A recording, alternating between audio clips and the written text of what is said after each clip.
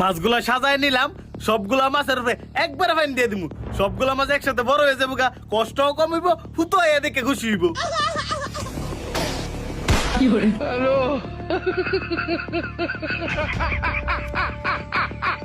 আল্লাহ রে, কি লুপটাই না করলাম, আমার ভিতরে মুখ দেওয়া মুখ এমনে। আব্বা কি হচ্ছে, তুমি কান্তাছো রে? মাছ কই?